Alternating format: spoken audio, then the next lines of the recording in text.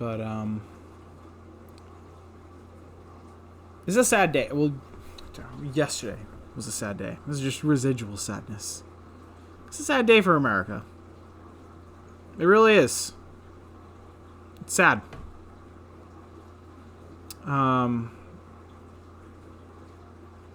You know, I go on my timeline. I see everybody's mad at these guys. Hell, I voted for Trump. I'm mad at these people. Okay? I am too. But I understand the anger that these people are feeling. That some of these people are feeling. I really do. I understand the frustration. The anger. Okay? And you know, if we're being honest, you know, we all had a hand in it. We all had a hand in it. Trump supporters, Biden supporters, Bernie supporters, progressives, conservatives, you know. Everyone had a hand in it. But some had more of a hand in it than others.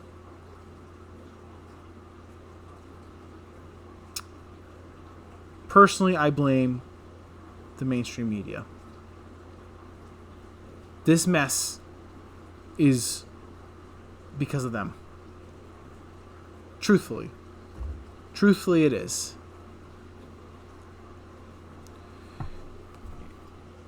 To a lot of my friends who don't support Trump, I you know what? That's fine. It's fine. Okay?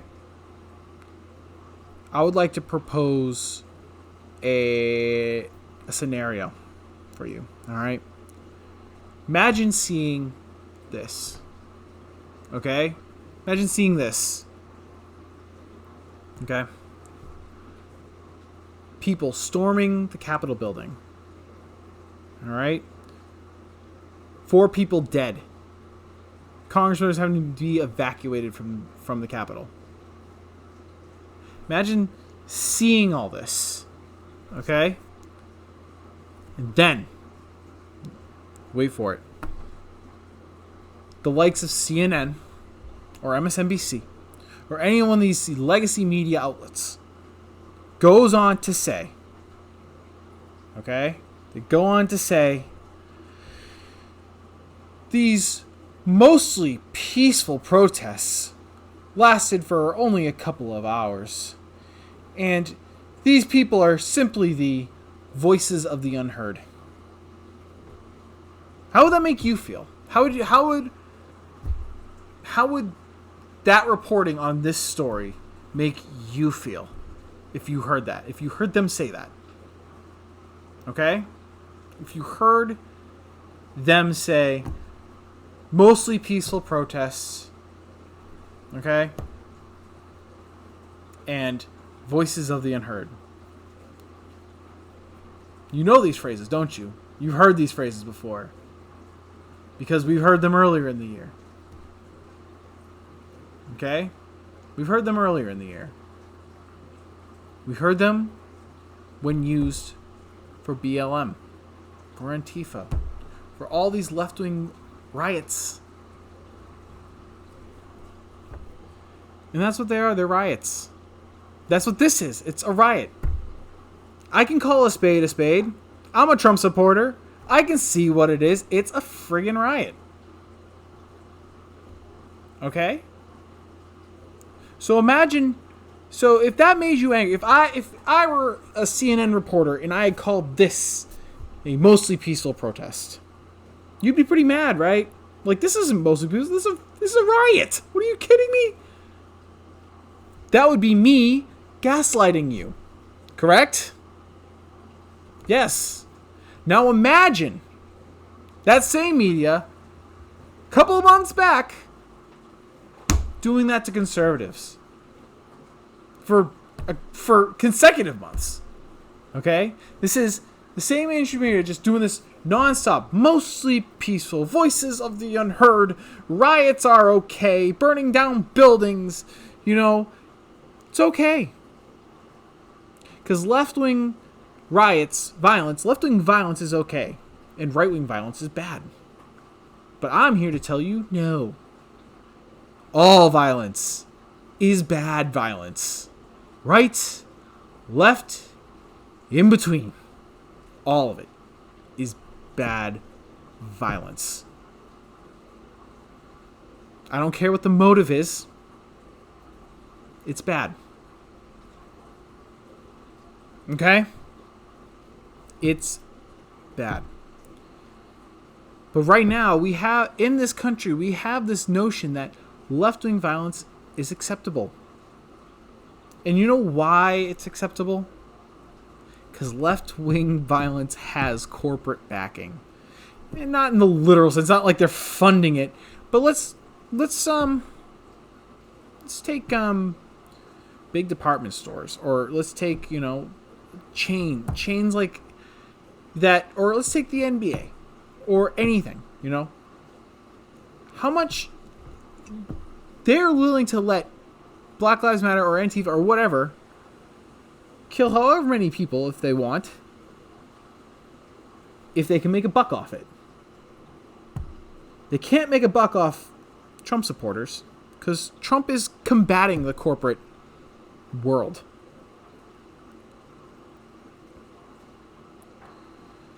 They're not backed by anybody. And so they get the short end of the stick, essentially. But I'm here to tell you to look beyond that. Look beyond the right and left and see these incidents, whether they be BLM or MAGA supporting. Look beyond that and say that this is wrong. I'd like to take a quick second to point out one particular asshole of this particular riot. This little asshole right here. Fuck you, dude. Like, what the fuck are you doing? Like, dude, like, Trump is one of the most pro-Israel presidents we've had. And you're wearing a Camp Auschwitz shirt? Fuck out of here. Like, why do you even support the man? He moved the U.S. Embassy to Jerusalem. You realize that, right? This dude probably is the most low-information Trump voter there is. He probably says, oh, he really sticks it to them liberals. He must hate the Jews like I do. No, dude. In fact, if you're looking for a politician that hates the Jews, may I suggest de Blasio or Cuomo, because they are targeting the Jewish community for corona reasons. But like that matters. You're targeting a community of people being the Jewish community, but it's beside the point. Fuck you, asshole. Yeah, this guy right here, fuck you. Fuck all of you, but like this guy right here, like just fuck you. But back to my point. How did we get here? Well, like I said, the media plays a huge role in this. The media's depiction of the past year, how left-wing violence is okay, how areas like, the Chaz, the media's calling this insurrection right now, but, areas like the Chaz or the Chop or whatever the frick I think the Chop was what they ended up with, but the autonomous zone, that's actual insurrection. They took out land of U.S. property and refused to let any state or federal officials in. That's actual insurrection. And you know what? People died at the Chaz. That's a left-wing protest. But truthfully, I don't really want, there's a bunch of others. There really are. All right? Yes, I don't fit. Yeah. A lot of people died during the Black Lives Matter movement. People that didn't deserve to die. Everyday people. All right? Damages were done more than any other riot.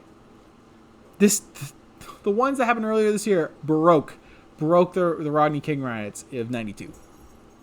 Broke that record from $775 million to $1 to $2 billion in damages. But you know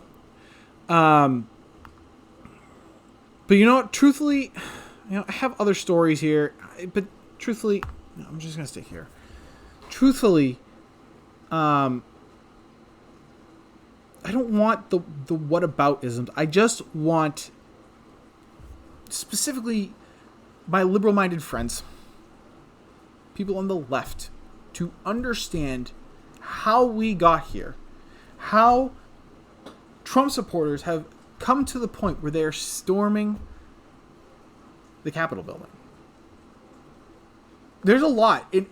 I honestly believe in a lot of these riots, whether they be right-wing or left-wing, a lot of these riots really do stem from the lockdowns. I really do believe that. I think we need to open up because I think it's driving everybody crazy. It's driving everybody nuts. People are losing their damn minds out here. They're losing their damn minds. But then, as I said, the media is gaslighting these conservatives. They see what happens on the news when they see a building burning in the background and they say mostly peaceful. The media gaslights these people. All right, they gaslight the conservatives. Then the election happens. And there are, to be fair, a lot of irregularities that should be looked into. Because after all, we looked into Russiagate. We did. You guys brought up that, Trump could have colluded with Russia. You know what? A lot of us didn't believe, but you know what? We did an investigation. We did it. And it came up bupkis. And they had no sworn affidavits, so anybody that Steele dossier was completely just made up. So anybody that contributed to that faced no consequences whatsoever. And that's why when people on Trump's camp were saying that there is proof, there's affidavits, that's because if they're lying, they get punished for lying. And then there was video evidence supporting some voter fraud. But I don't even really want to talk about voter fraud. For me, personally, what upsets me and why I understand the frustration right now with Congress, not necessarily Congress, but the government as a whole, is the Texas case. The Texas v. Pennsylvania, Georgia, Michigan, and Wisconsin. That got thrown out. The Supreme Court didn't even humor it. That, I think, was the backbreaker for these conservatives. I think that was the backbreaker. I think because that generally had the best grounds. Because if you're paying attention, then you know that these states use their governors, so their executive branch, and their judicial branch, so they're on the state level, to circumvent their state legislature, which makes the laws for voting, aka mail-in voting, which was pushed by the judicial and the executive, not the legislature. Therefore, unconstitutional. And so, Texas and a bunch of other states backing it decided to sue those 4 states because they didn't conduct their votes in a constitutional manner. I think it had the best. I honestly believe it had the best chance, and in my opinion, for the Supreme Court to throw it out, or not just throw it out, to not even hear it, to not even listen to it, was irresponsible. Because what the Supreme Court could have done, if Amy Coney Barrett and all these conservative judges that Trump has appointed, what they could have done is just we'll listen to the case. And they take the case, and they could have just said, all right, no, the election was still constitutional. At least Trump supporters would have felt like, okay, we had our day in court. We had our day in court. But they didn't do that. They passed the buck to Congress. And we all know how effective friggin' Congress is. I think we all know that.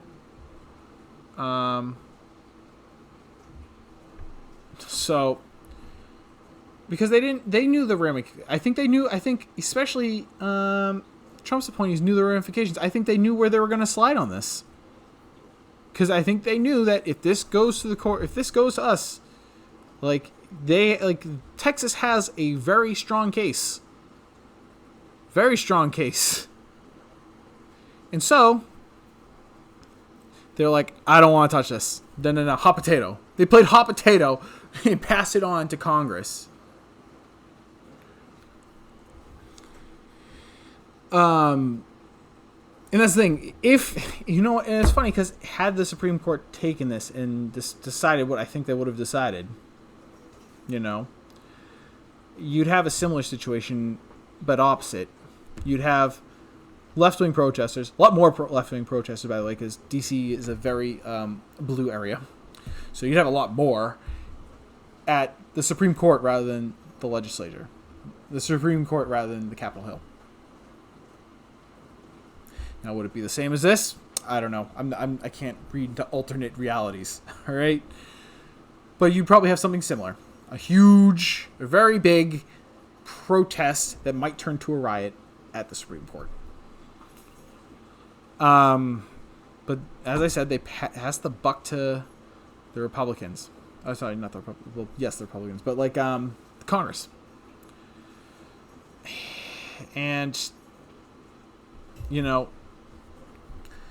I think another not nail in the coffin, but the thing is, Trump supporters are not Republicans. They are conservatives, but they are not Republicans. They are populist conservatives. All right. So prior to this, y'all remember we had a fantastic COVID relief bill that everyone loved. Remember that? Another thing, driving conservatives, driving conservatives, not just everyone, but another driving factor for these people to just go nuts. $600. We waited till after the election to get Nancy Pelosi postponing this till after the election, and then to get $600. And then Trump's like, this is a joke. Because it is. It's a joke. $600, we're getting crumbs. And we're sending money to all these other countries that don't send us money. He said, I want $2,000 for every American citizen and cut the pork. Okay, cut the fat of the bill. All these useless things like gender programs in Pakistan. Hell, I support the wall. The idea there's wall funding in there. I say, axe that. And I'm a guy who voted for Trump, and I support the wall. Axe that. People need relief. I'm willing to swallow that particular agenda item for the American people. And Trump is I think Trump would be too.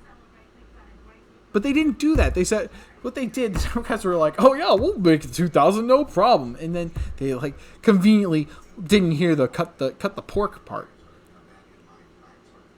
And so naturally, because they didn't cut anything out, Mitch McConnell, fucking asshole that he is, was like,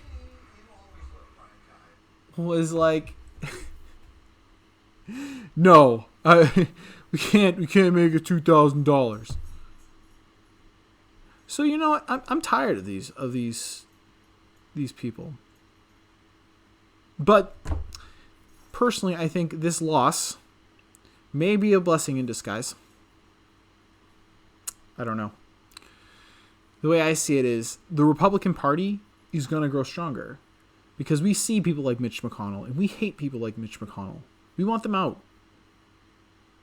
Trump's Republican Party is the future of the Republican Party. He is the populist right. He listens to the people.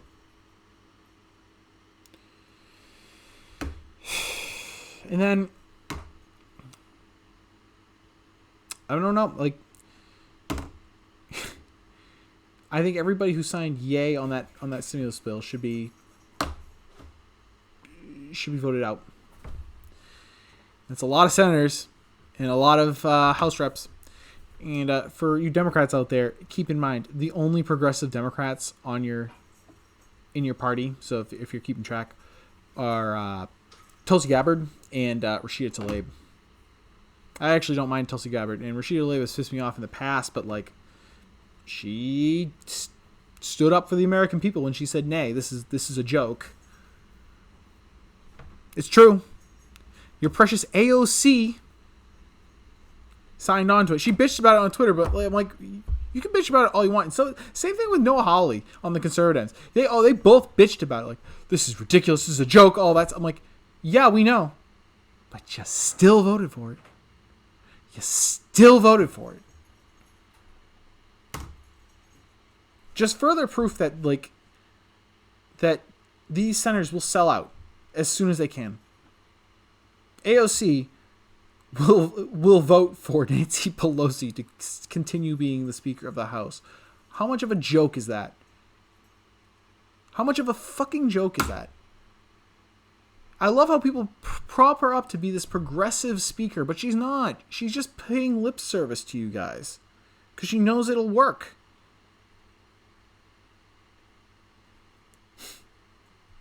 Like I said, there's only two. So your party is going to become completely establishment party. It's going to pick up people like Mitt Romney too. It's going to be like Mitt Romney's going to become a Democrat. I swear to Christ.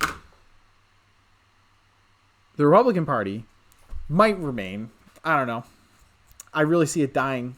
I really see like some kind of MAGA party forming.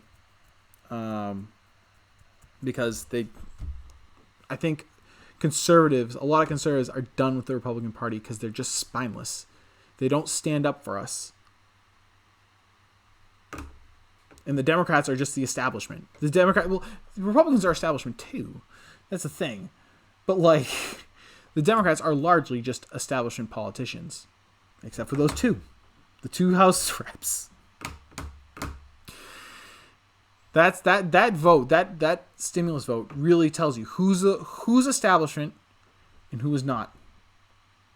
And I personally think we should vote out anybody who voted yay.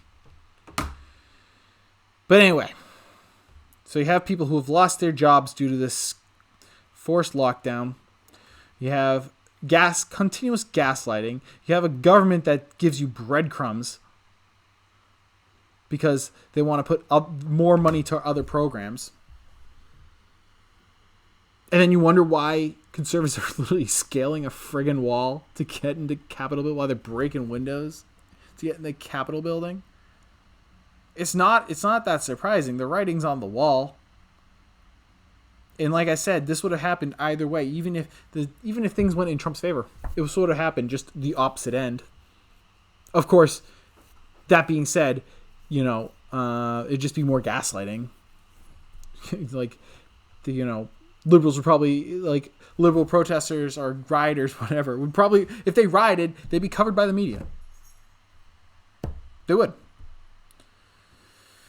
That's the only difference. Like, this was going to happen. This riot in DC, I think, was just going to happen.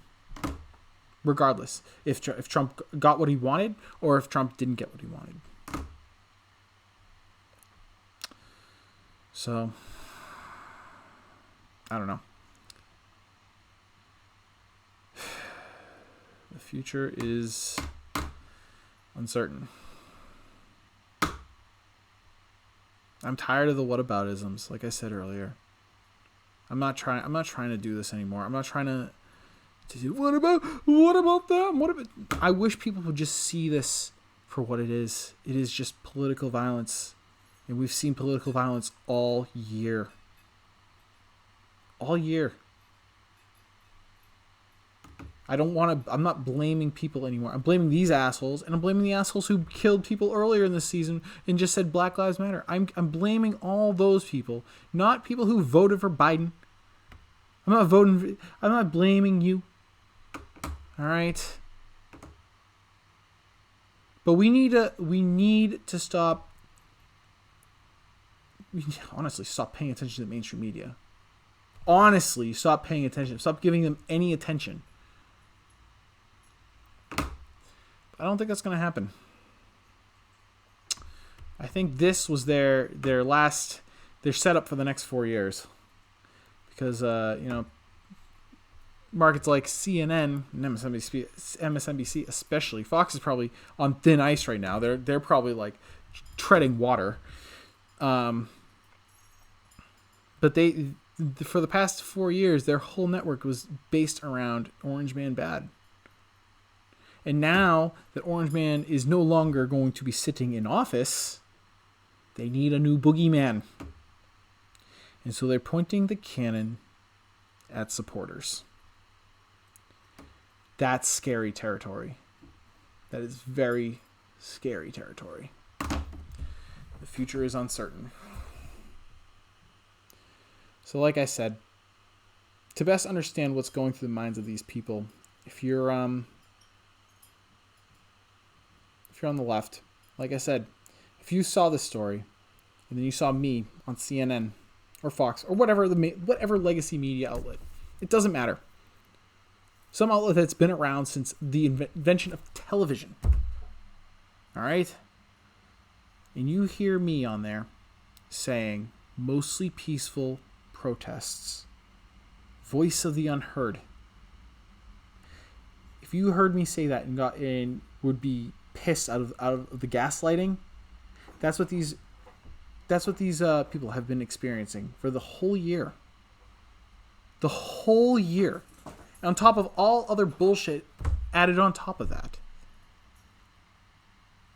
That's what all of us have been feeling. We're being constantly gaslit. Constantly. By a media that does not care because they know Orange Man bad brings me money. Brings me the mighty dollar.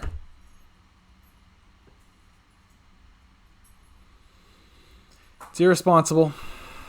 They're very irresponsible, and I don't think anything will be done about them, which is unfortunate.